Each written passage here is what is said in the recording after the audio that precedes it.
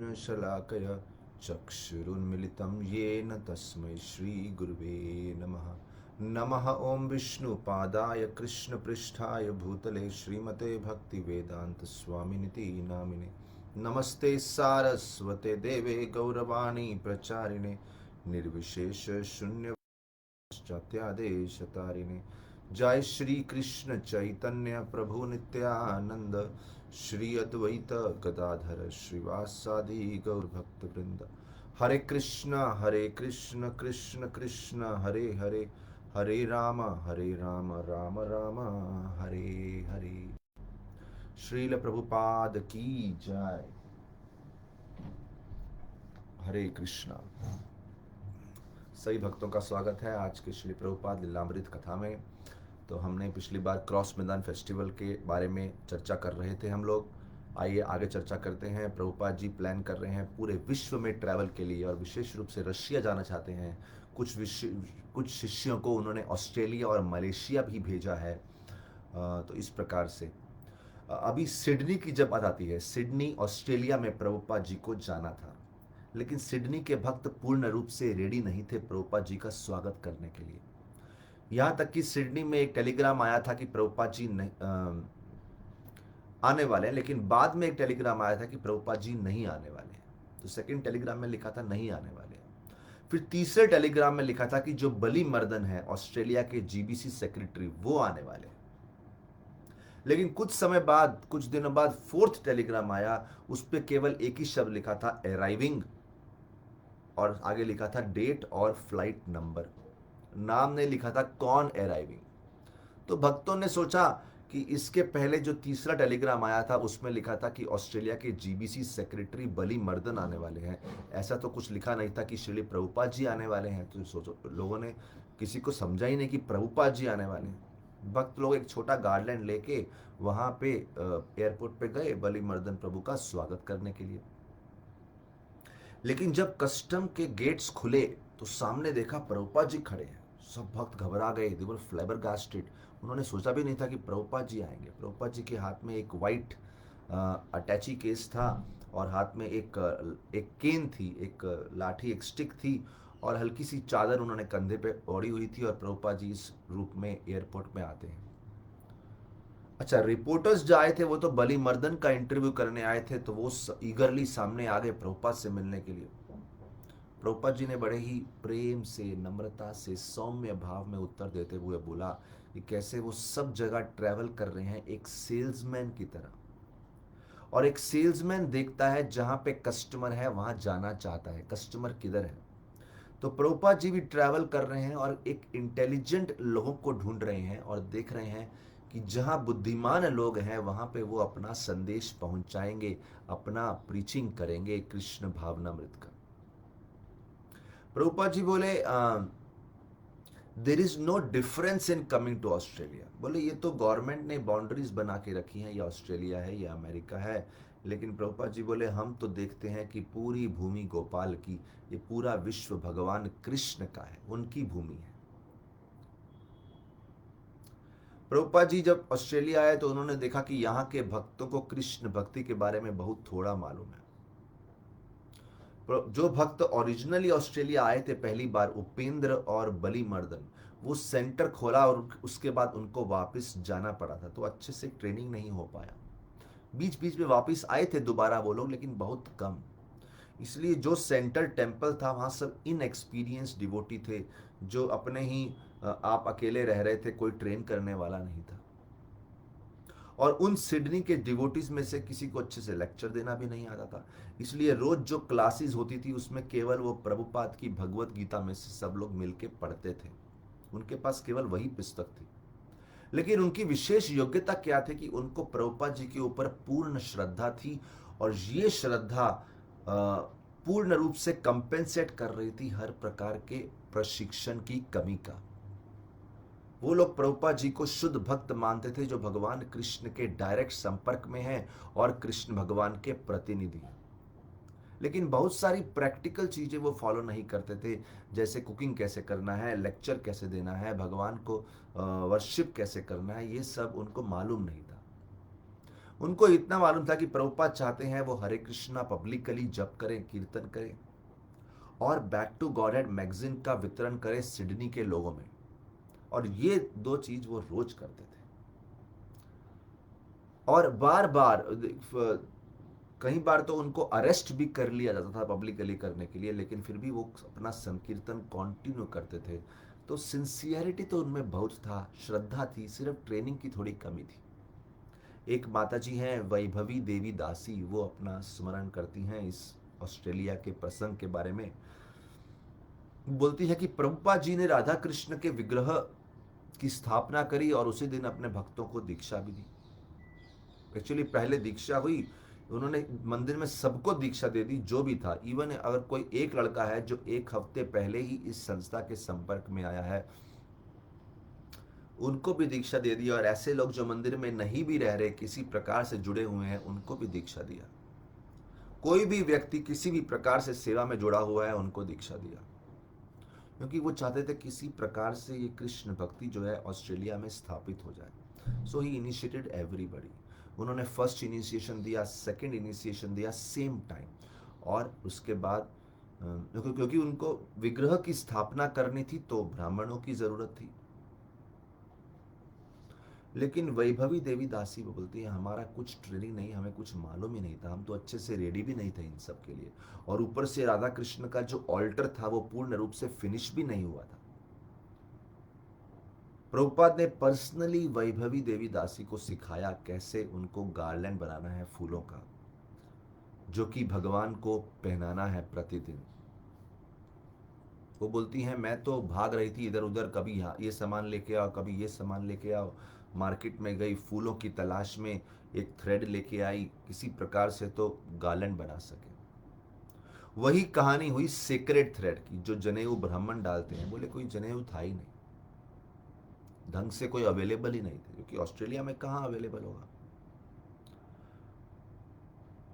प्रभुपाद ने ब्राह्मण दीक्षा के समय कुछ लोगों को जनेऊ दे दिया, दीक्षा दे दी, लेकिन किसी को मालूम नहीं था इसका महत्व क्या है, ये क्यों है। इसलिए ये लोग कुछ तो धागा लेके आए और कैसे तो कुछ तो बांध दिया। और जब प्रभुपाद जी दीक्षा दे रहे थे, मैं उस समय साइमल्टेनियसली बैठ के लोगों का सीक्रेट थ्रेड्स जनेऊ बना रही थी। और बिल्कुल बलि मर्दन का जो दीक्षा हुआ था, उनको जो बनाया था जनेऊ, उसका कॉपी करके एज इट इज बना रही थी। बोले मैंने 5 बनाई और छठा बनाने वाली थी। उस समय यज्ञ कंप्लीट हुआ। और जब मैं प्रभुपाद के कमरे से बाहर आई, जहाँ पे उन्होंने मुझे गायत्री मंत्र दिया था, तो एक भक्त ने बोला अरे अभी आप ब्राह्मण हैं, so you have to have a secret thread too, आपके पास भी होना चाहिए। उन्होंने बोला आप अपने लिए भी एक बनाइए।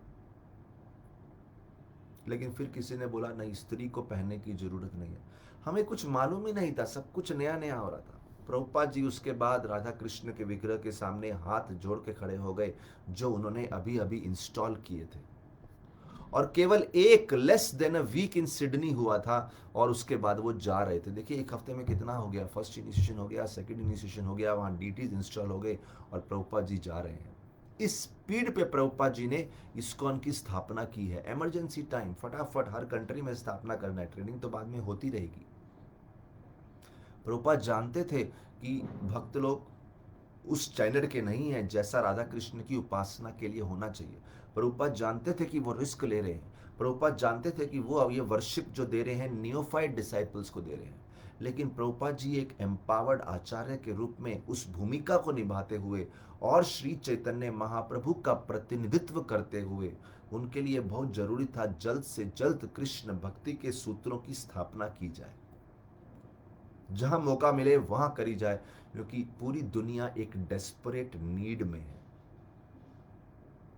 और प्रभुपाद जी बोलते हैं अगर उनके शिष्य वो सब पालन करेंगे जो उन्होंने सिखाया है, चैंटिंग, हियरिंग यानी श्रवणम, नियमों का पालन, 4 नियमों का, प्रभुपाद जी बोले मुझे श्रद्धा है कि मेरे भक्त शुद्ध हो जाएंगे और धीरे धीरे सब समझने लगेंगे। बोलो श्री प्रभुपाद की जय। फिर प्रभुपाद जी एक उपमा दिए, एक एनालॉजी दिए। बोलते हैं भौतिक जगत में एक व्यक्ति को पहले एक योग्य, सक्षम, प्रशिक्षित लॉयर बनना पड़ता है, उसके बाद ही सही समय पर जाके वो जज के बेंच के सामने बैठ सकता है। लेकिन कृष्ण कॉन्शियसनेस में हम क्या फॉलो कर रहे हैं? बोले एक सिंसियर डिवोटी पहले उसको बेंच पे बिठाते हैं, आओ पोस्ट ग्रहण करो टू बिकम ए ब्राह्मण, और बाद में हरिनाम कृपा से, गुरु की कृपा से तो वो अगर अच्छे से फॉलो करेगा तो सक्षम, योग्य हो जाएगा। लेकिन सिडनी के भक्त तो रियली इमेच्योर थे उस समय, और प्रभुपाद जी ने इसीलिए जो वहाँ पे विग्रह स्थापना की है राधा गोपीनाथ जी के, उनसे बड़ी ही विनम्रता से गिड़गिड़ा के प्रार्थना करी, मैं आपको म्लेच्छों के हाथ में छोड़ के जा रहा हूँ। म्लेच्छ, untrained people, not sufficiently qualified, low standard. बोले म्लेच्छों के हाथ में छोड़ के जा रहा हूँ, मैं पूरी जिम्मेदारी नहीं ले सकता, अभी आप ही इन युवक और युवतियों को गाइड कीजिए, प्रेरणा दीजिए परमात्मा के रूप में। ददामी बुद्धि योगम, give them the intelligence to worship you very nicely, उनको बुद्धि दीजिए ताकि वो आपकी सेवा अच्छे से कर सके। This is beautiful. बोले आपकी सेवा अच्छे से कर सके। उसके बाद कथा आती है, देखिए सिडनी का हो गया, अभी हम चलते हैं मॉस्को की कथा में, रशिया। बड़ी सुंदर कथा है मॉस्को की, जून 1971। देखिए मार्च अप्रैल में क्रॉस मैदान फेस्टिवल हो गया मुंबई का। उसके बाद हमने मई में देखा प्रभुपाद जी काफ़ी एक्सटेंसिव ट्रैवल कर रहे हैं। फिर अभी जून की बात आती है, 1971 प्रभुपाद जी मॉस्को जाते हैं। बोलते हैं प्रभुपाद जी के साथ उनके सेक्रेटरी और उनके सर्वेंट अरविंद, वो सोवियत कस्टम्स की सारी जिम्मेदारियां, सारी जो क्या बोलते हैं फॉर्मेलिटीज़ है वो पूर्ण करके, इमिग्रेशन का पूर्ण करके क्विकली एंड स्मूथली, और वहाँ से निकलते हैं मॉस्को में एयरपोर्ट से। और वहाँ पे था कि कोई भी व्यक्ति अगर फॉरेन टूरिस्ट आ रहा है तो एक गवर्नमेंट ऑफिशियल उनको एकम्पनी करेगा, वो अकेले नहीं घूम सकता। तो एक गवर्नमेंट टूरिस्ट गाइड लिमोजिन गाड़ी में बिठा के उनको नेशनल होटल लेके जाता है। अभी देखिए होटल जो है रेड स्क्वायर लेनिन्स टूम के पास है, और बहुत ही सिंपल, एक्सपेंसिव था लेकिन बहुत ही प्लेन सिंपल होटल था। प्रभुपाद ने देखा उनका रूम जो है बहुत ही डिंजी है, क्रैम्ड है, छोटा सा है, बहुत कम स्पेस है, एक बेड है, 2 चेयर हैं, और श्याम सुंदर और अरविंद जो उनके सर्वेंट और सेक्रेटरी हैं, उनका रूम थोड़ा वहाँ से दूर था। प्रभुपाद जी ने इच्छा रखी कि चलो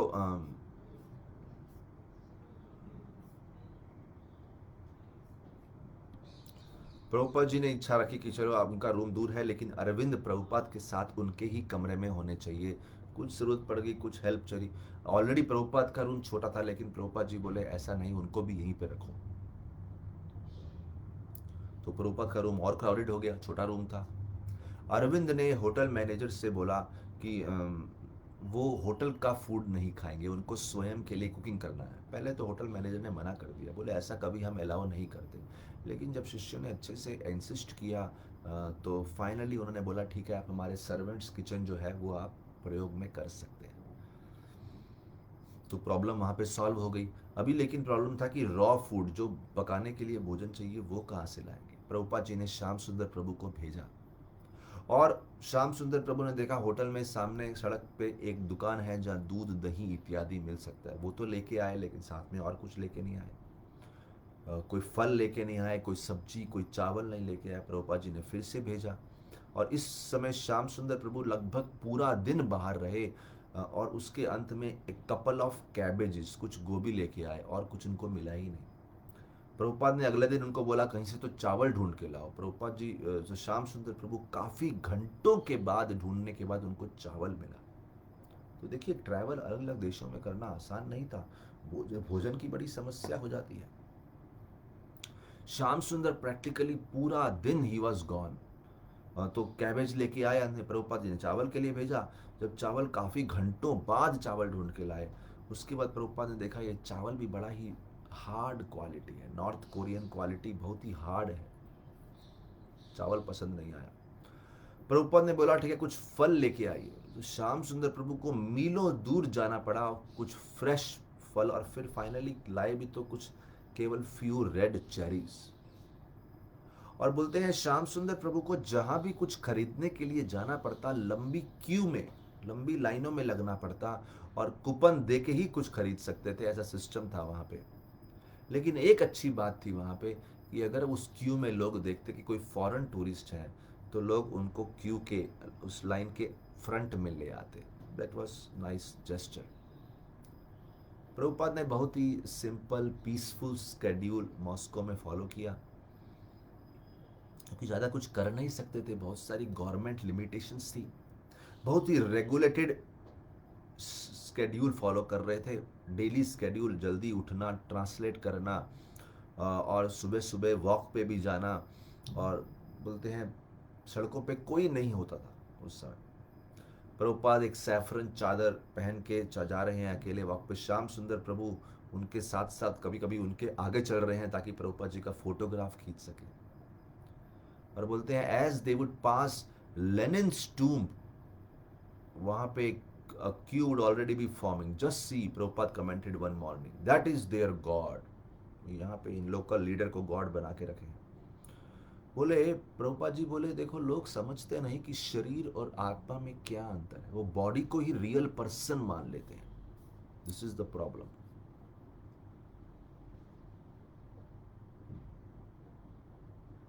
और प्रभुपाद को एक चीज अच्छी लगी, बोले वाह ट्रैफिक बहुत कम है यहाँ पे, थोड़ी बाईसाइकिल्स ट्रॉलीज, मोस्टली जो पैदल चलने वाले लोग हैं वही हैं। और जैसे प्रभुपाद जी वो पुरानी बिल्डिंगों के बीच में से चल के जा रहे थे, उन्होंने देखा बहुत सारी वरिष्ठ महिलाएं, they were hosing the white streets, good practice. And Prabhupada ji बोले Russian people appears to live a very structured regulated life, बहुत ही स्ट्रक्चर्ड जीवन जीते हैं। ऐसे लग रहा है कि रशियन लोग अमेरिकन से भी ज्यादा स्ट्रक्चर्ड है। तो very simple and austere people,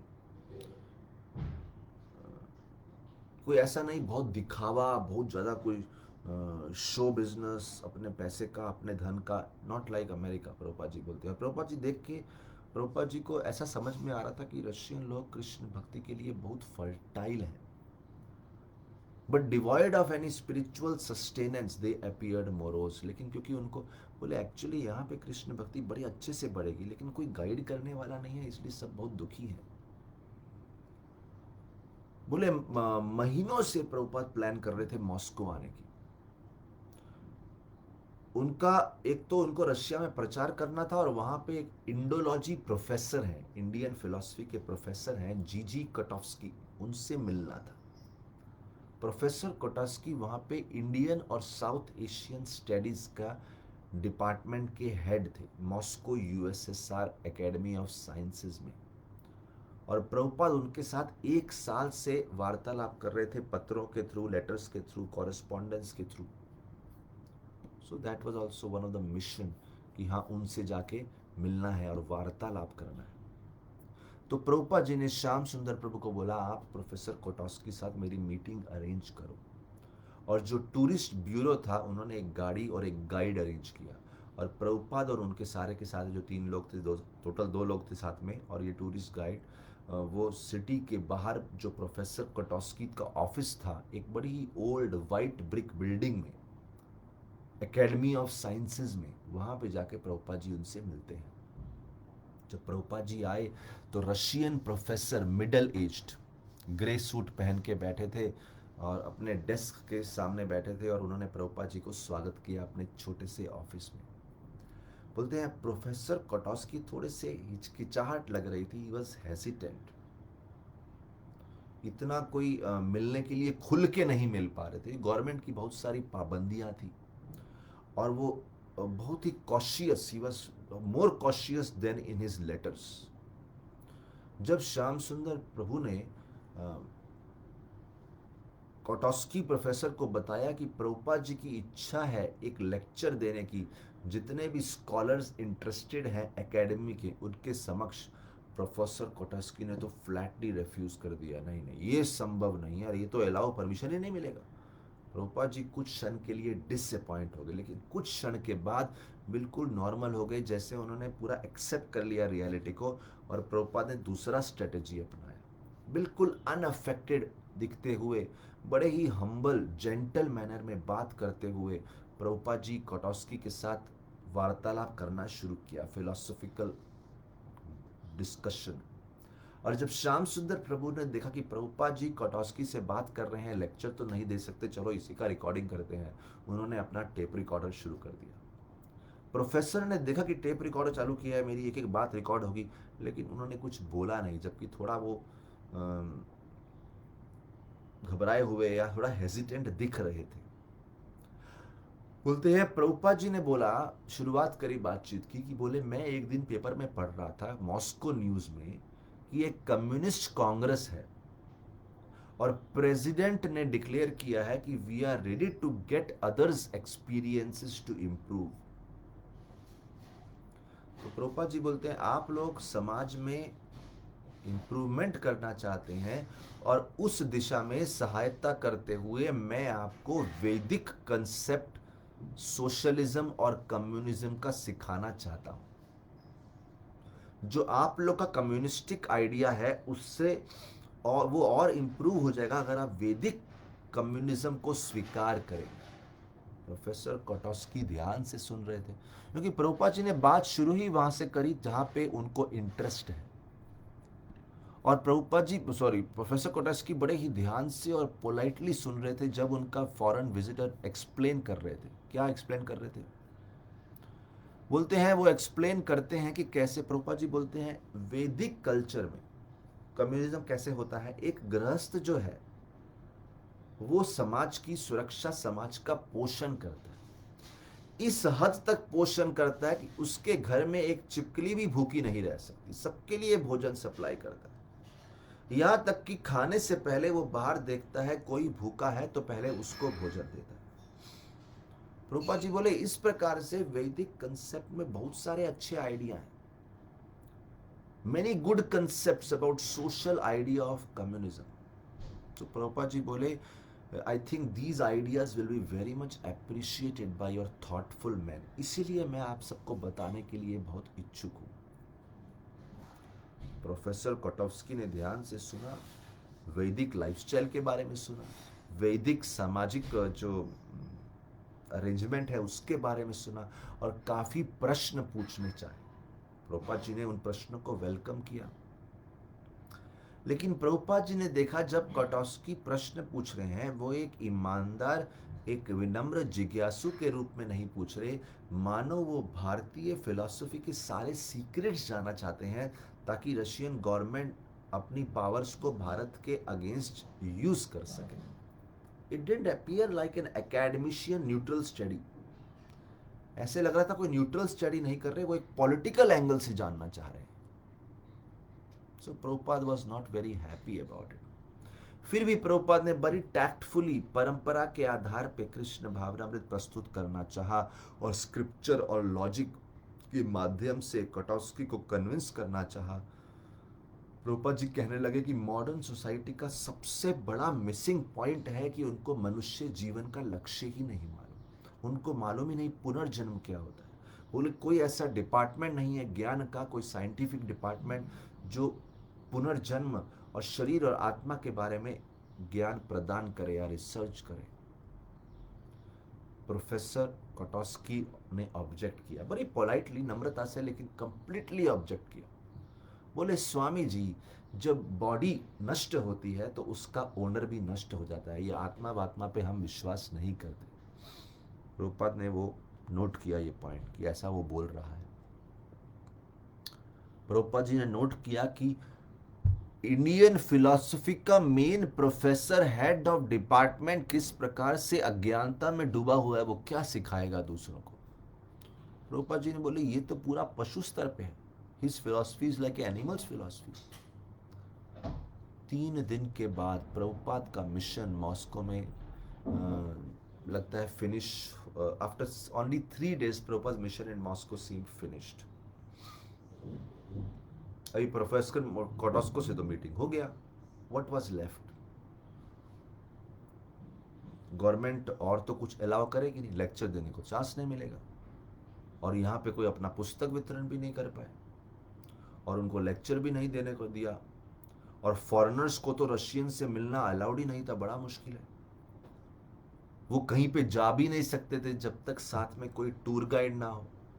तो कोई प्रीचिंग नहीं है, कोई प्रोस्पेक्ट्स नहीं है। He stayed in his crammed room. क्या करते, मसाज लिया, अपना 2 शिष्य साथ में थे, वो सेक्रेटरी थे, और जो भी श्याम सुंदर प्रभु भोजन ला पाए वो उन्होंने किसी प्रकार से तो स्वीकार किया। कुछ लेटर्स डिक्टेट करी, बाकी समय हरे कृष्णा जप किया, भागवतम ट्रांसलेट किया। This is how he spend his time. बोलते हैं प्रभुपाद जी ने एक गाइडेड टूर भी लिया मॉस्को का, riding with other tourist on A crowded बस। क्राउडेड बस में गए। ही सॉ एल्डरली रशियंस, काफी सारे लोग चर्च जा रहे हैं और वो चर्च के सामने बहुत सारे सिपाही वेपन्स के साथ खड़े हैं। और बोले ये कैसे गार्ड्स हैं, लोगों को तो बिल्कुल फ्री अलाउ होना चाहिए, चर्च में जाके पूजा करो, यहाँ गार्ड्स रखे हुए हैं इधर।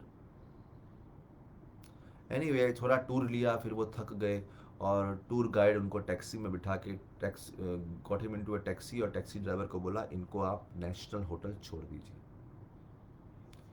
श्याम सुंदर प्रभु का मैक्सिमम समय फ्रेश फूड ढूंढने में जाता। उनको मालूम चला एक मार्केट में कुछ संतरे अवेलेबल है, तो वहां पे गए वो ढूंढने के लिए उन संतरों को। लेकिन जब गए, देखिए श्याम सुंदर प्रभु ने उस समय शेव्ड हेड था, धोती कुर्ता शिखा थी उनकी, तो जहां भी जाते लोगों की नजर उन पर पड़ती, ये कुछ विभिन्न ही मनुष्य दिखते हैं। और जब वो वापिस आ रहे थे वहां से,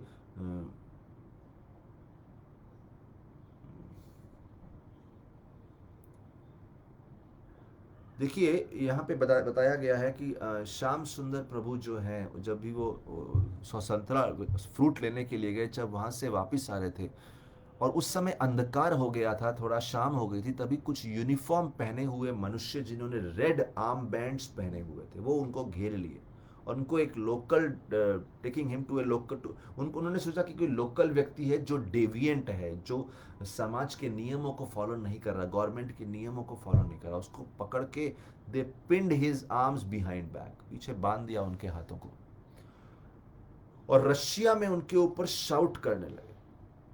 और जब वो रशिया में बोल रहे थे तो श्याम सुंदर प्रभु ने उनके मुख से एक शब्द सुना, तकुम्यंत, तकुम्यंत।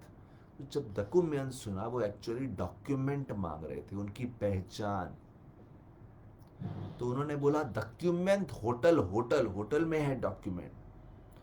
तब जैसे ही उन्होंने बोला तो पुलिस वाले समझ गए कि श्याम सुंदर एक टूरिस्ट है, तो ऑफिसर्स ने उनको रिलीज किया और वो होटल आ गए और उन्होंने बताया प्रभुपाद जी को मेरे साथ क्या हुआ। प्रभुपाद जी उस समय बोलते हैं कृष्ण भक्ति के बिना रशिया के लिए कोई होप नहीं है, बहुत पीड़ाजनक अवस्था से गुजर रहा है ये पूरा रशिया का समाज। There is no hope. दूसरा एक अनुभव श्याम सुंदर प्रभु बताते हैं कि वो एक बार योगर्ट, दही के जो दुकान है उसके सामने लाइन में खड़े थे, तभी पीछे से एक आदमी आया और उन्होंने पूछा आप मुझे कुछ ज्ञान दे सकते हैं योग साधना के बारे में, मैं आपसे इस बारे में बात करना चाहता हूँ। उसने बोला आप कृपया मेरे घर पे आ जाइए। श्याम सुंदर प्रभु को अपना नाम और अपना एड्रेस दिया और समय बताया कि इस समय आएंगे तो हम सेफली मिल सकते हैं। बाद में जब श्याम सुंदर प्रभु ने प्रभुपाद जी को बताया कि ऐसा एक व्यक्ति ने न्योता दिया है, प्रभुपाद जी बोले मत जाओ, ये पुलिसमैन वाला होगा, जरूर आपको फंसा रहा है, क्योंकि वहां पे योग धर्म का प्रचार करना अलाउड नहीं था। फिर प्रभुपाद जी एक दिन अपनी खिड़की में खड़े हुए, प्रभुपाद जी ने बाहर देखा, एक परेड चल रही थी रेड स्क्वायर के पास। वो परेड थी, वहां पे टैंक थे, मिसाइल्स थी, ट्रूप्स थे, जो कि परेड अपना पूरा सेना शक्ति का प्रदर्शन कर रहे थे। प्रभुपाद जी बोलते हैं हमेशा युद्ध की तैयारी में ये अपने समाज को लगाए रखते हैं। This is not very good. बोले ये तो वॉर लाइक सिविलाइजेशन, ये असुरों के समान है। जस्ट लाइक हम भागवतम में ऐसे असुरों की सिविलाइजेशन के बारे में पढ़ते हैं। और एक दिन का किस्सा ये बताया है कि एक बार 2 युवक, उसमें से एक इंडियन डिप्लोमेट का पुत्र था जो मॉस्को में रह रहा था, और दूसरा एक मॉस्को का ही नागरिक था, वो रेड स्क्वायर के पास भ्रमण कर रहे थे। जब उन्होंने देखा, क्या देखा?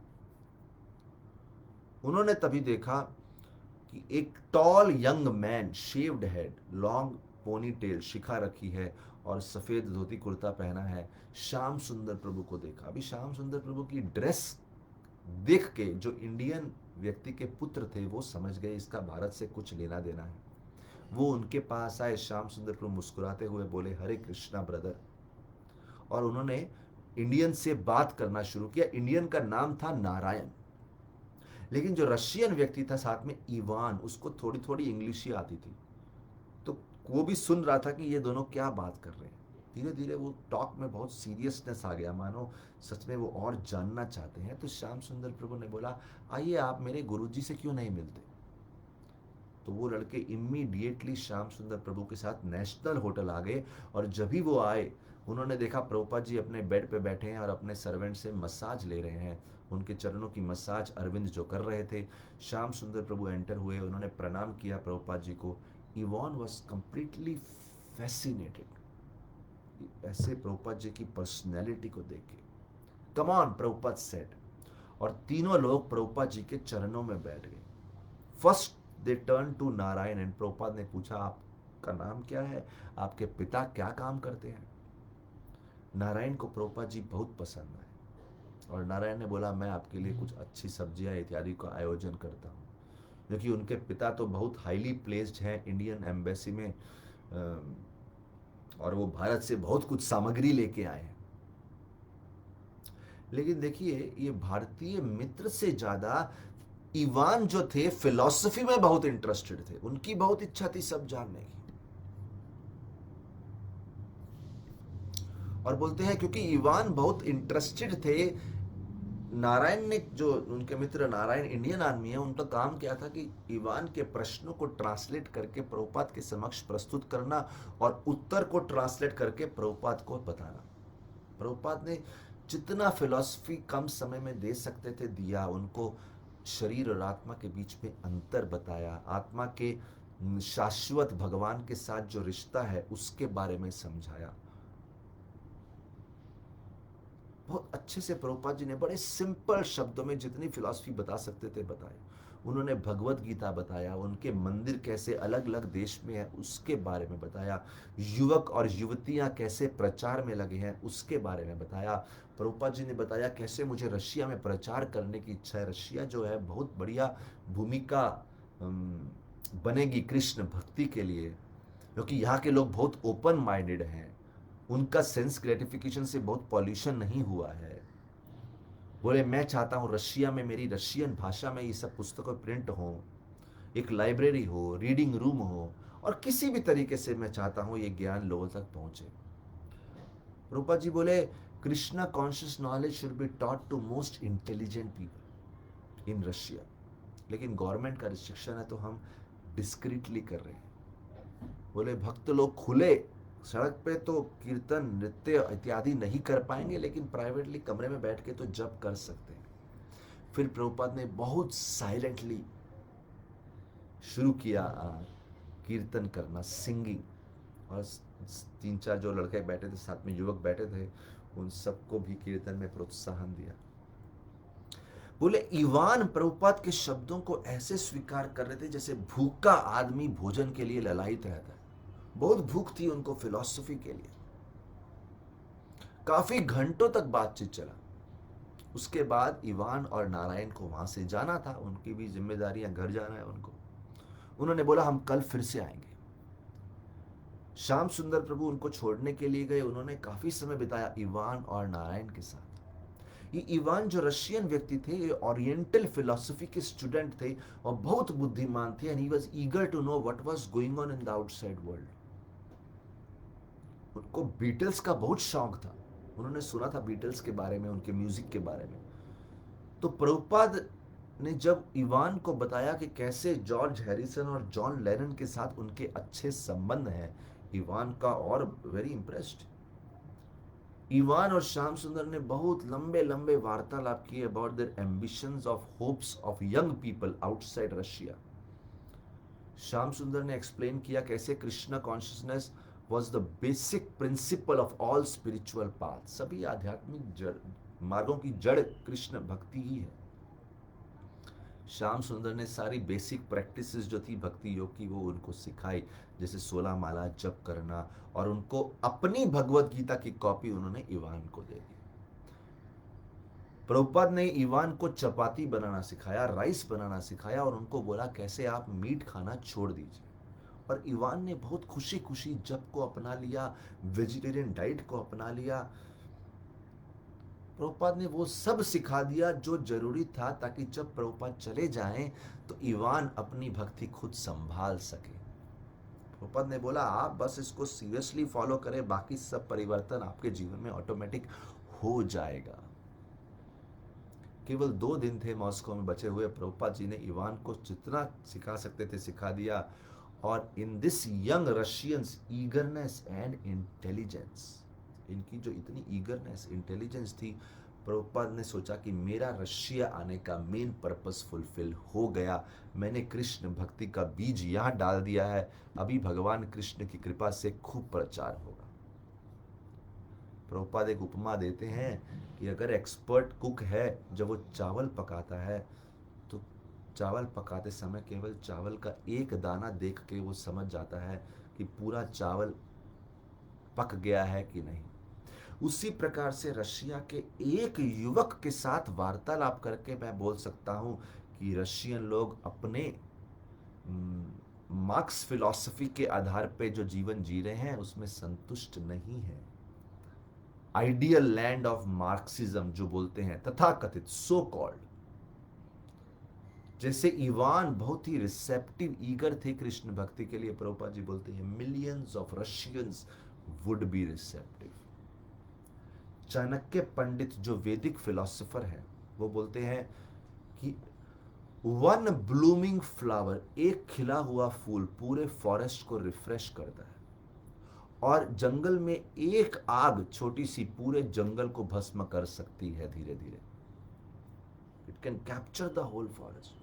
प्रभुपाद जी बोले मार्क्सिस्ट पॉइंट ऑफ व्यू से Ivan was the fire. Ivan वो अग्नि है जो पूरे रशिया में कृष्ण भक्ति फैलाएगी और कम्युनिस्ट आइडियोलॉजी को डिफीट करेगी।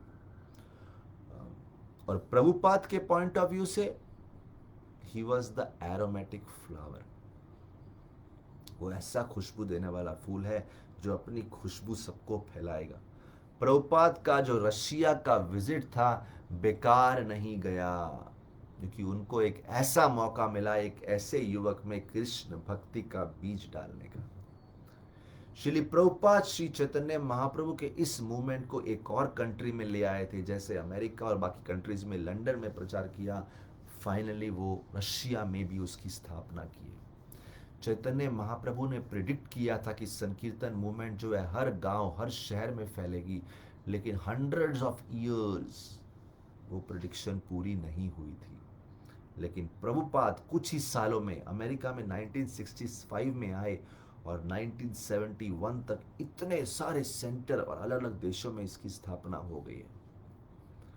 और प्रभुपाद जी बोल रहे थे बाकी जगह स्थापना हुई वो तो ठीक है, लेकिन कभी सोचा भी नहीं था कि किसी ने कि रशिया में स्थापना होगी, जहां पे आयरन कर्टन है, कम्युनिस्ट रेजिम है, गवर्नमेंट बिल्कुल अलाउ नहीं करती, उस जगह पे इसका प्रचार होगा।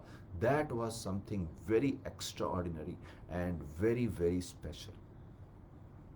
प्रभुपाद जी एक नीडल के समान थे, जैसे कपड़ा सीते हैं तो नीडल के पीछे पीछे धागा भी आता है। प्रभुपाद जहां भी जाते वो नीडल के समान उस जगह छेद करते और पीछे पीछे उनके सब फॉलोअर एक धागे के समान उनके पीछे पीछे आते। That is the wonderful example. Professor कुटेस्की ने बोला था कि प्रभुपाद जी आपको रशिया मॉस्को में कुछ ज़्यादा नहीं मिलेगा, एक छोटे से होटल में रहे हैं, आपके 3-4-5 दिन निकल जाएंगे and then you will be done. लेकिन प्रोफेसर कोटोस्की को मालूम भी नहीं था कि प्रभुपाद जी जो है ऐसे ट्रांसेंडेंटल व्यक्ति हैं, वो किस तरीके से अपनी छाप छोड़ के जाएंगे कोई सोच भी नहीं सकता। भगवान कृष्ण ने एक सिंसियर सोल प्रभुपाद जी के समक्ष भेज दिया था जो कृष्ण भक्ति को प्रचार करेगा। और प्रभुपाद जी ने कोई बड़ा रिवोल्ट नहीं किया सोवियत गवर्नमेंट के साथ, उनके किसी शिष्य ने, किसी रशियन आदमी ने कोई रिवोल्ट नहीं किया। बस कृष्ण के एक शुद्ध भक्त की उपस्थिति से और उनकी नेचुरल डिजायर कृष्ण का प्रचार करने से, इसके साथ रेसिप्रोकेट करते हुए भगवान कृष्ण ने एक युवक को वहां भेज दिया और पूरा आयरन कर्टेन प्रभुपाद को रोक नहीं पाया। Soul's natural function was to serve Krishna, and Krishna's natural will is to satisfy the pure desires of his devotee. बोलिए रशिया यात्रा की जय, श्रील प्रभुपाद की जय। ये जून का समाचार हुआ। आइए एक अगला इंपॉर्टेंट एपिसोड देखते हैं, सितंबर 1971, जब प्रभुपाद जी नायरोबी अफ्रीका में गए। पूरे प्रभुपाद जी चाहते थे अफ्रीकन्स को प्रचार हो, लेकिन उनका शिष्य बार बार इंडियंस को ही प्रचार कर रहे थे। विशेष रूप से केन्या में इंडियंस और अफ्रीकन्स कंप्लीटली सेग्रीगेटेड थे। लेकिन कृष्णा कॉन्शियस पर्सन वो किसी में डिस्टिंक्शन नहीं करता, ये इंडियन है, ये अफ्रीकन है, ये अमेरिकन है। प्रभुपाद बोले इंडियंस का ड्यूटी है कि अपना स्पिरिचुअल कल्चर अफ्रीकन्स को दे, ये सेग्रीगेशन क्यों होना चाहिए। और प्रभुपाद के जो जीबीसी रिप्रेजेंटेटिव थे अफ्रीका में, ब्रह्मानंद स्वामी, उन्होंने बड़े ध्यान से ब्रह्मानंद प्रभुपाद बार बार समझाया कि his first duty is to give Krishna consciousness to Africans, वहां के अफ्रीका के लोगों को भक्ति दो। लेकिन ब्रह्मानंद प्रभु का जो टर्की में और पाकिस्तान में बैड एक्सपीरियंस था, उसके आधार पे ब्रह्मानंद प्रभु बहुत डर रहे थे नायरोबी में ओपन हरिनाम संकीर्तन करने के लिए। और विशेष रूप से दूसरा चैलेंज ये था कि अफ्रीका में मैक्सिमम लोग स्वाहिली भाषा बोलते थे। तीसरा, वो कल्चर उनका बहुत ही अलग था, कल्चरली डिफरेंट। चौथा चैलेंज, वो बहुत गरीब थे, पुस्तक कैसे खरीद पाएंगे। तो ब्रह्मानंद प्रभु को समझ में नहीं आ रहा था कि कैसे उनको इफेक्टिवली प्रीच किया जाए।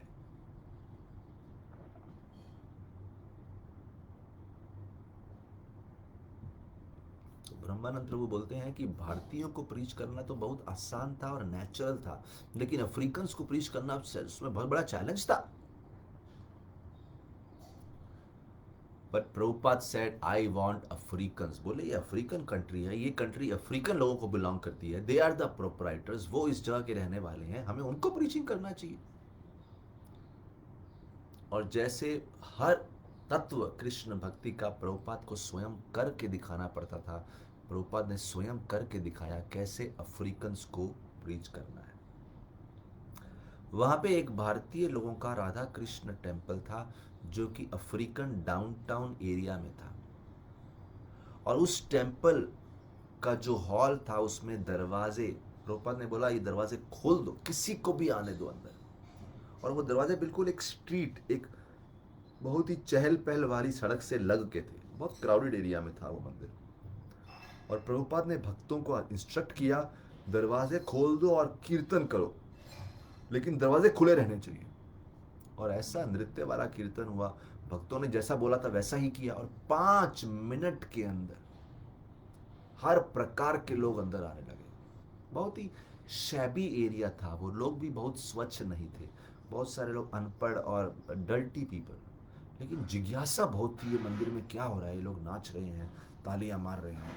तो सब लोग अंदर आ गए, बड़े मुस्कुराते हुए, खुशी खुशी सब ताली मारने लगे, नाचने लगे, मुस्कुराते हुए। ब्रह्मानंद स्वामी तभी बोलते हैं, उस समय ब्रह्मानंद स्वामी तभी हॉल छोड़ के भागते हुए गए जहां प्रभुपाद जी रह रहे थे। और प्रभुपाद जी को समाचार दिया, थोड़ा पास में ही रह रहे थे प्रभुपाद जी, बोला पूरा हॉल भर गया है, काफी सारे लोग आ गए। ब्रह्मानंद जी बोले लेकिन आप मत आइए, वो आपके आने लायक जगह नहीं है। प्रभुपाद जी ने बोले मैं क्यों ना आऊं, मैं भी आऊंगा, आप मुझे लेके जा रहे हैं कि नहीं। प्रभुपाद जी ने रिपीट किया, are you going to take me or not. जैसे ही ब्रह्मानंद जी प्रभुपाद जी को लेके हॉल में आए, सभी लोग साइड दे दिए। प्रभुपाद जी बीच में से चलते हुए सिल्कन सैफरन रोब्स पहन के ऐसे तेजमय लग रहे थे। उन्होंने वो ऑडिटोरियम के स्टेज पे गए और पुअरली लिट ऑडिटोरियम था, बहुत लाइट्स भी नहीं थी, और सबने बहुत सम्मान दिया।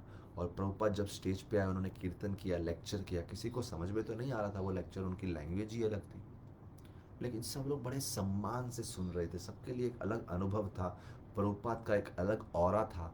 सबको कीर्तन बहुत ही पसंद आया।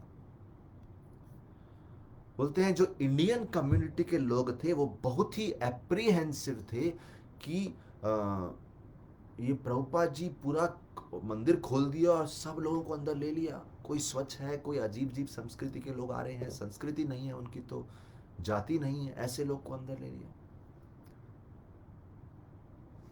तो बहुत एप्रीहेंसिव थे, लेकिन कुछ भारतीय धैर्य रखते हुए देखना चाहते थे कि क्या प्रभाव होता है। और जब उन्होंने प्रभुपाद जी के कंपैशन को देखा, इंडियंस बहुत इम्प्रेस हो गए।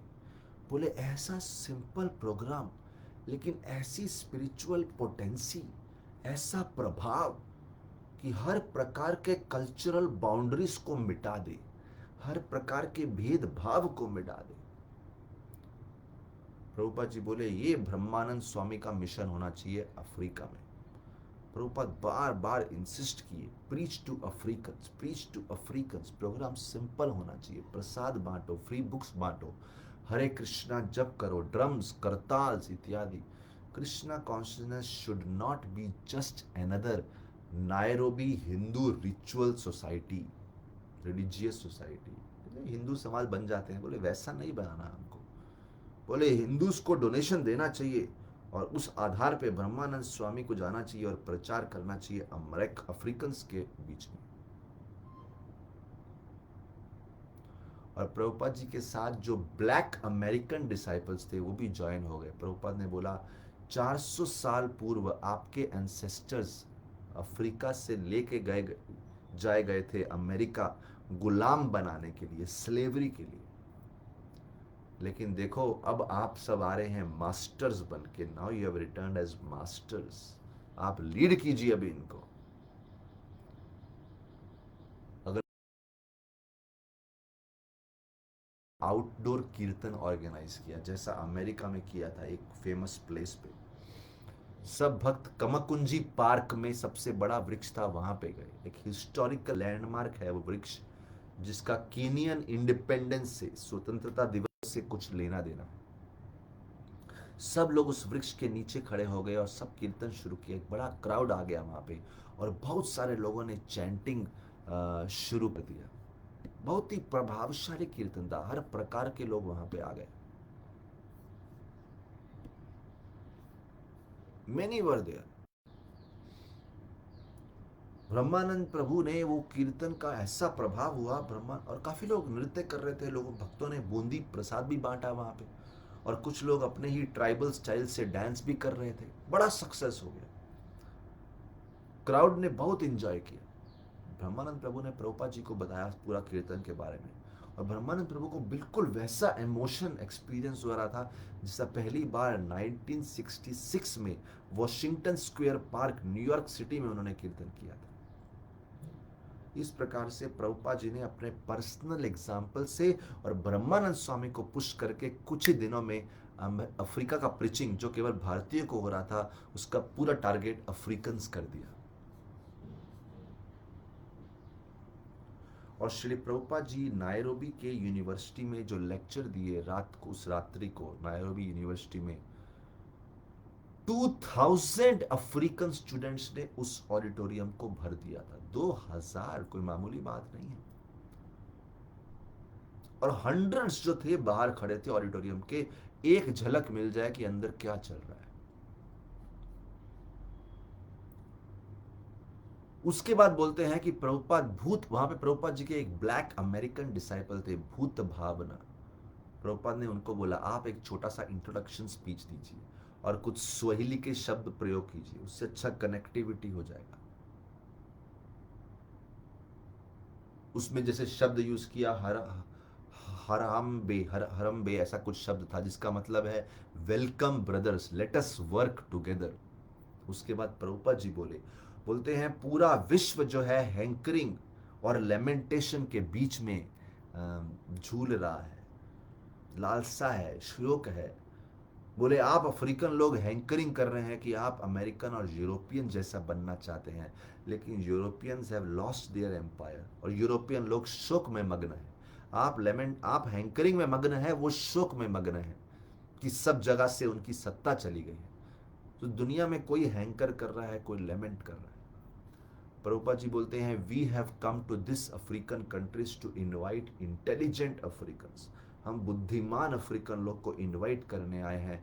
आप अपने आप को डेवलप कीजिए, फिलॉसफी को अंडरस्टैंड कीजिए, develop it very soundly. American और यूरोपियंस की नकल मत कीजिए। पूरा विश्व अनट्रेन्ड कुत्ते और बिल्लियों की तरह जी रहा है, पशु वृत्ति से जी रहा है, कैट्स एंड डॉग्स। ऐसी संस्कृति ज्यादा समय तक नहीं टिकेगी।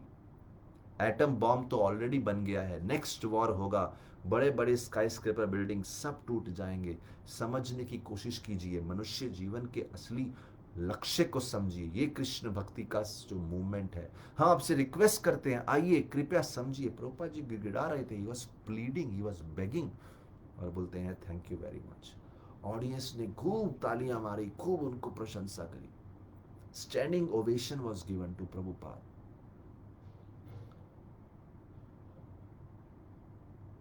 ये देख के भक्तों की श्रद्धा और बढ़ गई कि कृष्ण भक्ति का संदेश हर किसी के हृदय के लिए है, इरिस्पेक्टिव ऑफ कौन से पॉलिटिकल, कौन सी कंट्री के हैं, कौन से ज्योग्राफी के हैं, कौन से समाज के हैं, सबको अपील करेगा। हर समाज में आपको ऐसे शुद्ध प्रवृत्ति के लोग मिल जाएंगे जो इस बात को समझ पाएंगे।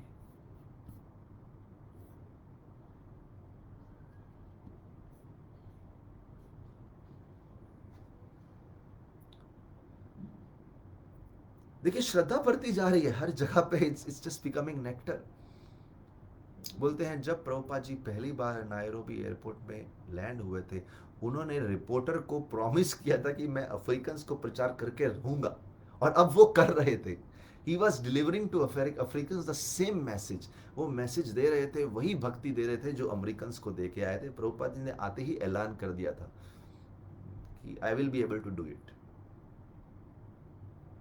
कि प्रभुपाद जी को श्रद्धा थी, जाने अनजाने में जिस चीज के पीछे अमेरिकन लोग भाग रहे हैं और जिस चीज के पीछे अफ्रीकन लोग भाग रहे हैं, दोनों को अंत में कृष्ण भक्ति ही संतुष्ट करेगी, nothing short of that. Krishna consciousness would work everywhere अगर सिंसियर और इंटेलिजेंट पर्सन आगे आए और इसको ले लें और इसके वितरण में सहायता करें। This will work. देखिए, ये सुन के ही हृदय में आनंद होता है, शरीर में रोमांच होता है कि कितनी श्रद्धा थी, और हम उस श्रद्धा का कमाल देख रहे हैं। आज इस्कॉन को 50 साल से ऊपर हो गए हैं। We are seeing that. Prabhupada का जो नायरोबी में प्रीचिंग इतना एक्टिव रहा, स्पेशली एक्टिव, उन्होंने कृष्ण भक्ति हर नए शहर में स्थापित कर दी थी, और वो ब्रह्मानंद स्वामी के लिए एग्जाम्पल सेट कर रहे थे कि आप भी ऐसा ही करो, पूरे कॉन्टिनेंट में एस्टेब्लिश करो।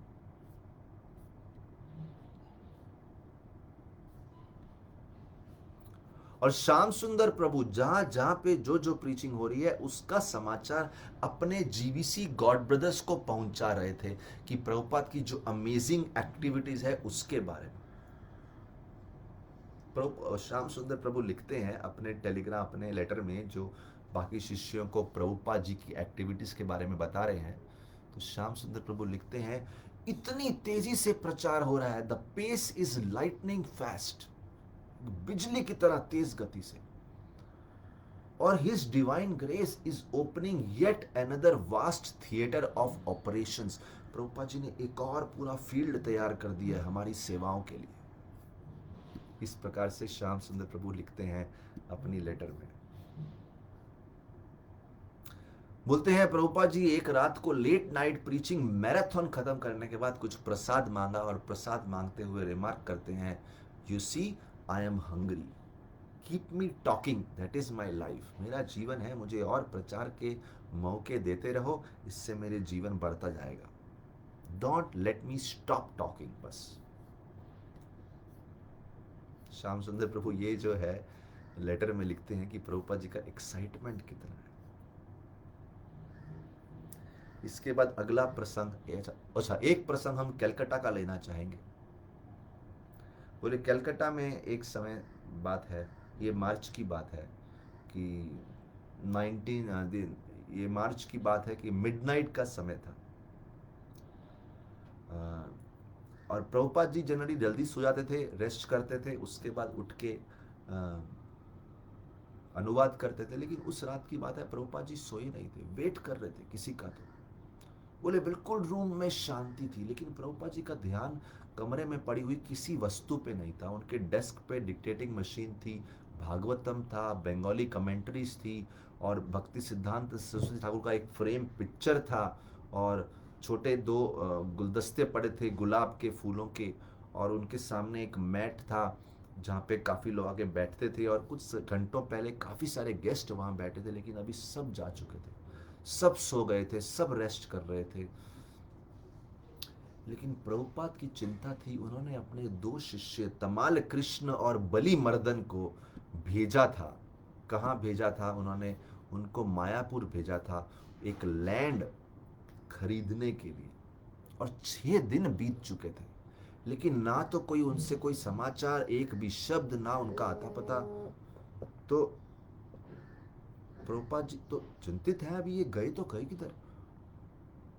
और प्रभुपाद ने उनको बोला था कि जब तक काम पूरा ना हो जाए वापस मत आना। लेकिन 6 दिन तो बहुत समय होता है, कलकत्ता से मायापुर तो कोई इतना दूर नहीं है। तो बहुत चिंतित थे, कॉन्स्टेंटली उनकी चिंता अपने दो शिष्यों के बारे में। सोच रहे थे कि इतना दिन क्यों लग रहा है। वैसे तो मायापुर की लैंड लेने के लिए उनको सालों साल लग गए थे, सालों से उनकी इच्छा थी, वर्षों से उनकी इच्छा थी। तो उस हिसाब से तो 6 दिन कुछ भी नहीं होते। लेकिन इस बार सब डील रेडी था, उनको जाके केवल कैश देना था और पेपर्स अपने हाथ में लेने थे। उन्होंने तमाल कृष्ण और बलिमर्दन प्रभु को क्लियरली इंस्ट्रक्ट किया था, और उसके हिसाब से अभी उनको आ जाना चाहिए। तो सोच रहे थे कोई कॉम्प्लिकेशन तो नहीं हो गया। देखिए वहां पे एक जमीन मिलने वाली थी, 9 बीघा प्लॉट। आप इस कथा को इस दृष्टिकोण से भी सुनिए कि आज की डेट में क्या हो रहा है। प्रभुपाद के पास उस समय कुछ सपोर्ट नहीं था, ज़्यादा कुछ सपोर्ट नहीं था, बहुत बेसिक मिनिमम। एक एक जो प्रोजेक्ट शुरू किया है, कैसे बेसिक मिनिमम से शुरू किया है। लेकिन प्रभुपाद की श्रद्धा देखिए कैसे वो इतना ग्रो हुआ है। वो जिस लैंड को वो लेना चाह रहे थे, वो 9 बीघा प्लॉट था भक्ति सिद्धांत रोड पे, और चैतन्य महाप्रभु के जन्म स्थान से केवल 1 मील लगभग, उससे भी कम दूरी पे था। और जो शेख ब्रदर्स थे, मुस्लिम फार्मर्स थे, जो जिनके पास ये लैंड था, वो बहुत हाई प्राइस मांग रहे थे। और रिसेंटली एक कलकत्ता के लॉयर फैमिली हैं, जो कि नवद्वीप को अच्छे से जानते थे, वो इस प्राइस का निगोशिएट करने की कोशिश कर रहे थे, हेल्प कर रहे थे। तो शेख ब्रदर्स ने फाइनली बोला ठीक है, 14,500 रुपए में आपको ये लैंड दे देंगे। और प्रभुपाद ने ऑथोराइज किया कि हाँ, आप ये फंड्स मेरे कृष्णनगर बैंक से निकाल सकते हैं। अपने शिष्य को बोला वहां से ये फंड्स ट्रांसफर कर सकते हैं। तो तमाल कृष्ण बलि मर्दन वो सब धन लेके मायापुर के लिए निकले थे। प्रभुपाद कलकत्ता में ही रहे, बाकी उनके कार्यों में संलग्न थे, लेकिन लगातार मायापुर के बारे में सोच रहे थे कि मायापुर में उनको अपना हेडक्वार्टर्स खोलना है। बहुत इंपॉर्टेंट मिशन था ये। प्रभुपाद जी रात को विचार कर रहे हैं कि इतना लेट क्यों हुआ, कहीं किसी ने उनका धन चुरा तो नहीं लिया, क्योंकि उस एरिया में चोरी बहुत होती थी, डकैती बहुत होती थी। लेकिन प्रभुपाद जी सोचते हैं मैंने तमाल कृष्ण को सिखाया तो था कैसे वो धन को एक कपड़े में अपनी बेल्ट बना के बांधना है, लेकिन फिर भी हो सकता है चोरी हो गई हो या कोई और संकट हो गया हो। फिर सोचने लगे कि ऐसी डीलिंग्स में अक्सर गवर्नमेंट का नियम रहता है कि वो हर एक नोट का डिनोमिनेशन नोट करते हैं, साइज उसमें टाइम लग गया हो, शायद ट्रेन खराब हो गई हो। जब ये सब चिंता में प्रभुपाद जी डूबे हुए थे, तभी उनको बाहर सीढ़ियों में किसी के चढ़ने की आवाज़ आई, जैसे मानो कोई धीरे धीरे उनके कमरे की तरफ आ रहा है। और फिर उन्होंने अपने कमरे में एक नॉक सुना। प्रभुपाद ने बोला यस, हु इज इट। अंदर आए तमाल कृष्ण महाराज, और आते ही बोले प्रभुपाद, लैंड इज योर्स, ये जमीन आपकी है। प्रभुपाद जी तभी पीछे पीठ को सहारा देते हुए एक लंबी सांस लेते हुए बोले, all right, now you can take rest, अब आप विश्राम कर सकते। एक और काम हो गया अपने गुरु महाराज की सेवा में। तमाल कृष्ण महाराज की सेवा प्रभुपाद के प्रति और प्रभुपाद जी की सेवा श्रील भक्ति सिद्धांत प्रभुपाद के प्रति। और एक प्रसंग आता है लंदन का जो अगस्त 1971 का है। प्रभुपाद ने इंडियन हाई कमिश्नर जो यूनाइटेड किंगडम के हैं उनको पूछा था कि क्या आप प्राइम मिनिस्टर इंदिरा गांधी से रिक्वेस्ट कर सकते हैं कि वो जो मायापुर में कॉर्नरस्टोन लेइंग सेरेमनी होने वाला है वहां पे आएंगी तो अच्छा होगा। और प्रभुपाद जी ने अपने सारे विश्व के जीबीसी सेक्रेटरीज को बोला था आप जरूर ये सेरेमनी अटेंड करने के लिए आए। और उन्होंने कलकत्ता के बहुत सारे प्रोमिनेंट सिटीजन्स को भी बुलाया था कि आप सब भी जरूर आए ये सेरेमनी अटेंड करने के लिए। और उन्होंने अपने शिष्य को बोला था जब प्रभुपाद जी लंदन में थे कि चलो भारतीय शिष्य को लिखा था उन्होंने कि अगर इंदिरा गांधी नहीं भी आ पाई तो कम से कम बंगाल के गवर्नर श्री एस धवन तो आने चाहिए, उनको तो बुलाइए।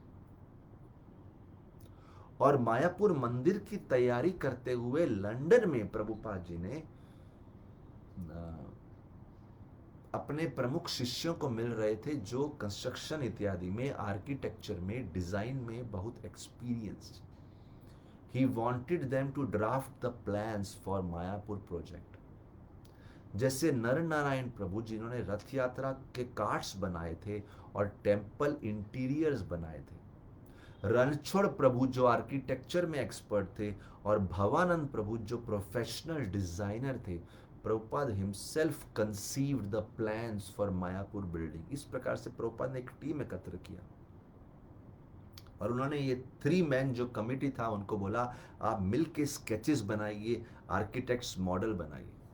और प्रभुपाद जी ने बोला वो स्वयं फंड्स एकत्र करना शुरू करेंगे और इंडिया में सपोर्ट एकत्र करना शुरू करेंगे इस प्रोजेक्ट के लिए। और भक्तों ने जब प्रभुपाद जी के प्लान को सुना, भक्तों बोलते हैं कि ये प्रभुपाद का सबसे ज्यादा एम्बिशियस प्रोजेक्ट लग रहा था, most exciting project, Mayapur land.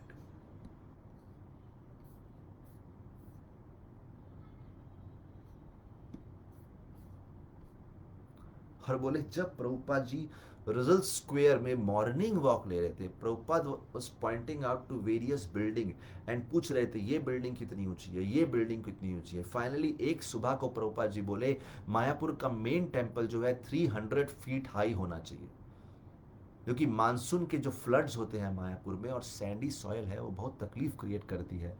और बोलते हैं बिल्डिंग एक स्पेशल फाउंडेशन पे बनानी चाहिए, a sort of floating raft. एक सिविल इंजीनियर से भी इस बारे में गाइडेंस लिया। और प्रभुपाद जी बोले पहला बिल्डिंग सबसे पहले एक लार्ज गेस्ट हाउस बनाओ 4 स्टोरीज हाई। और प्रभुपाद की जो मैक्सिमम डिजाइन थे वो राजस्थानी डिजाइन जैसे मिलते जुलते थे, प्रॉपर किसी एक डिजाइन जैसे नहीं थे, but lot of similarity to Rajasthan. वो चाहते थे एक pink and rust coloured building हो जिसमें बहुत सारे आर्चेस हो और एक वाइड मार्बल वेरेंडा हो हर फ्लोर पे एक्सेप्ट द ग्राउंड फ्लोर। और प्रभुपाद जी बोले बिल्डिंग जो है ईस्ट वेस्ट होनी चाहिए ताकि सन जो है वो लेंथ वाइज पास हो ओवर इट और सीधा बिल्डिंग के सामने शाइन नहीं होना चाहिए। और जो दक्षिण की जो हवा है सडनली ब्रीजेस वो गेस्ट हाउस को समर में बिल्कुल ठंडा रखेंगे। और बिल्डिंग में इलेक्ट्रिक फैंस, लाइट्स होनी चाहिए, मॉडर्न टॉयलेट्स होने चाहिए, शावर्स होने चाहिए, रूम फर्निश्ड स्पेशियस होने चाहिए, वेल वेंटिलेटेड होने चाहिए। देख रहे हैं हम प्रभुपाद जी कैसे भगवान से पहले भक्तों की सेवा की सुरक्षा कर रहे हैं, डिवोटीज के लिए अच्छा फैसिलिटी कर रहे हैं। और प्रभुपाद जी बोले जल्द से जल्द ये गेस्ट हाउस बनना चाहिए। एंड प्रभुपाद सेड उसके बाद बाकी बिल्डिंग्स हम बना सकते हैं। प्रभुपाद जी बोले कम से कम 500 भक्तों के लिए रेजिडेंशियल फैसिलिटी रेडी करो, एक बड़ा प्रसादम हॉल बनाओ जिसमें हजारों लोग बैठ सकते हैं, एक किचन कॉम्प्लेक्स बनाओ, एक गौशाला बनाओ, और उस धीरे धीरे इस्कॉन को आसपास की जमीन भी खरीदनी चाहिए और बड़े बड़े पार्क्स बनाने चाहिए जिसमें फ्लावर गार्डन्स हो, ट्रीज हो, अच्छी झाड़ियां हो, अच्छा फाउंटेन्स लगे हो, वॉकवेज हो, प्रभुपाद ने ये पूरा प्लान बताया और हम देखते हैं मायापुर इसी प्लान पे बना है एग्जैक्टली। और ये प्रभुपाद लंदन में रहते हुए पूरा कंसीव कर रहे थे, अपना टीम बना रहे थे, किस टीम का सपोर्ट लेके हम लोग मायापुर डेवलप को प्रोजेक्ट को डेवलप करेंगे। और बोले जो मेन बिल्डिंग होना चाहिए बड़ा विशाल मायापुर चंद्रोदय मंदिर, वो 300 फीट हाई होगा और कम से कम उसमें बनाने में मिलियंस ऑफ डॉलर्स लगेंगे। तो प्रभुपाद जी का डिस्क्रिप्शन था, वो आर्किटेक्ट सारे घबरा रहे थे, सोच रहे थे और आश्चर्य हक्के बक्के रह गए थे सारे भक्त। बोले ये तो यूनाइटेड स्टेट्स कैपिटल या सेंट पीटर्स कैथेड्रल से भी बड़ा दिख रहा है। और प्रभुपाद जी बोले जो टेम्पल का सेंट्रल डोम होगा उसके अंदर एक 3 डायमेंशनल यूनिवर्स का मॉडल होगा, जिसमें स्पिरिचुअल यूनिवर्स के बारे में भी ज्ञान दिया जाएगा, मटेरियल एंड स्पिरिचुअल यूनिवर्स। और बोले जैसे ही लोग उस हॉल में एंटर करेंगे लोग पूरे यूनिवर्स को देख सकते हैं कि यूनिवर्स कैसा है, जैसा श्रीमद् भागवतम में डिस्क्राइब किया है बिल्कुल वैसा। हेलिश प्लैनेट्स, मिडल प्लैनेट्स, स्वर लोक, भूर लोक, भुवर लोक, सब कुछ बताया जाएगा, ब्रह्म लोक तक बताया जाएगा। और वहां पे शिव जी का एबोर्ड भी दिखाया जाएगा, ब्रह्म ज्योति दिखाई जाएगी, ब्रह्म ज्योति में वैकुंठ प्लैनेट्स दिखाए जाएंगे। और सबसे ऊपर कृष्ण लोक, गोलोक दिखाया जाएगा, जहां भगवान श्री कृष्ण अपने भक्तों के साथ अनेक लीलाओं का रमण कर रहे हैं। And we are seeing all this happening now. और बोले temple would also house a miniature palace, जहां पे राधा कृष्ण के विग्रह होंगे और surrounded by pillars of silver, gold, jewels. और मायापुर चंद्रोदय मंदिर पूरे विश्व के इस्कॉन का हेड क्वार्टर्स होगा, ऐसी घोषणा प्रभुपाद जी ने करी। तो प्रश्न उठा, इतना बड़ा आर्किटेक्चर, ऐसा बिल्डिंग और दुनिया के ऐसे रिमोट कॉर्नर में क्यों? प्रभुपाद जी बोले मायापुर कोई ऑब्स्क्योर रिमोट कॉर्नर नहीं है, वो तो हमारी भौतिक बुद्धि से ऐसा दिखता है कि ये बहुत रिमोट है, जैसे कि आत्मा और पुनर्जन्म में दूर का विचार दिखता है, हमारा उससे कुछ कनेक्शन ही नहीं दिखता। और शरीर और सेंस ग्रेटिफिकेशन हमें इमीडिएट कंसर्न दिखता है, लेकिन ये अज्ञानता का प्रभाव है।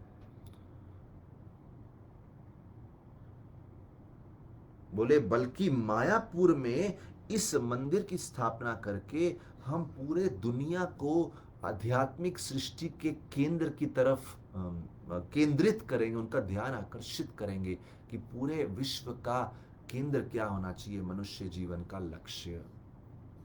फिर प्रभुपाद जी बोले कोई भी सिंसियर विजिटर जो होगा वो पूरी तरह से चार्म्ड हो जाएगा, आकर्षित हो जाएगा इस्कॉन के सुंदर मायापुर प्रोजेक्ट के सौंदर्य से, और वो जानेगा ये है स्पिरिचुअल वर्ल्ड का केंद्र।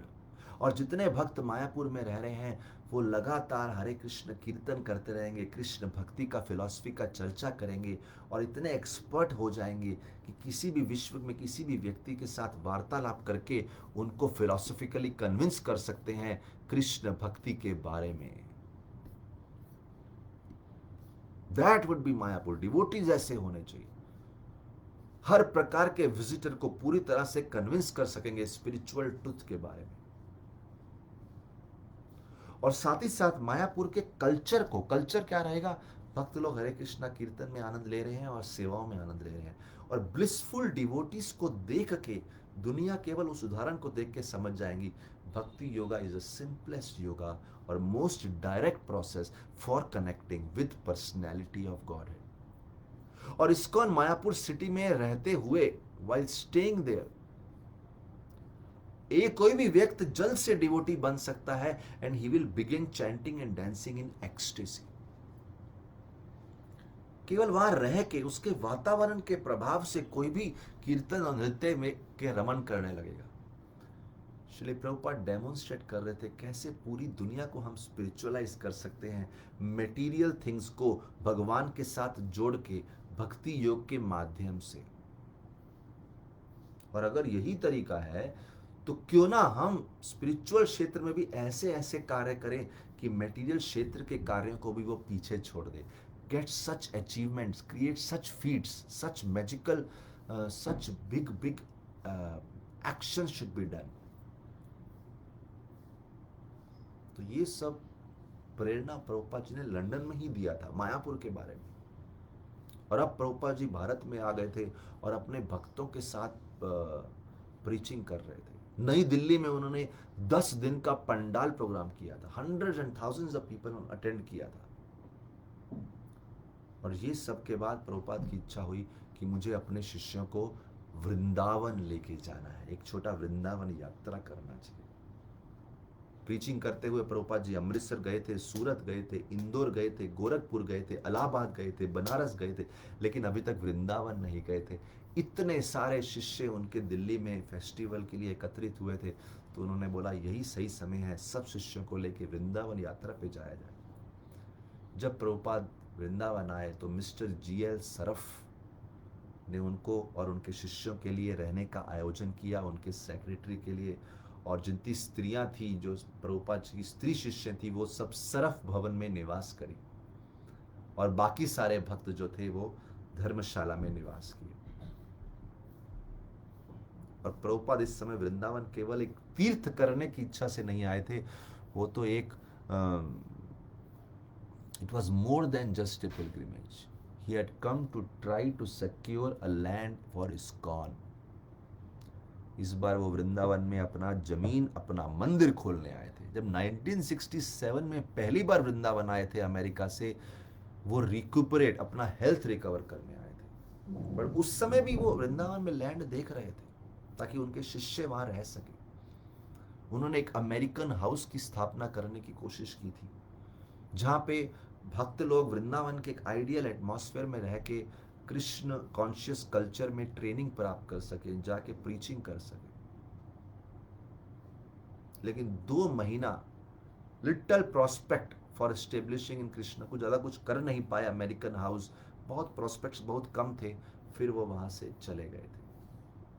लेकिन इस बार वृंदावन आए थे, इतने फेमस हो चुके थे प्रभुपाद, मानो वृंदावन के सबसे famous ambassador to the world. Radha Krishna भगवान की भक्ति को प्रचार करने के लिए बहुत ही famous Vrindavan. The success of Hare Krishna world movement, अरे जो भारत में हर पेपर में छप रहा था, क्योंकि प्रभुपाद जी और उनके फॉरेन डिसाइपल एक शहर से दूसरे शहर से, आज सूरत में है तो कल अमृतसर में है, तो कल यहाँ पे है, तो कल यहाँ पे है, इंदौर में है, गोरखपुर में है, भागवतम में से लेक्चर, पाश्चात्य देश में कृष्ण भक्ति की सफलता के बारे में बताते हुए, it was a great news. तो जब प्रभुपाद जी 40 डिसाइपल्स के साथ वृंदावन आए, पूरा का पूरा वृंदावन एकत्र हो गया उनको देखने के लिए, उनका स्वागत करने के लिए। However most powerful ambassador has come.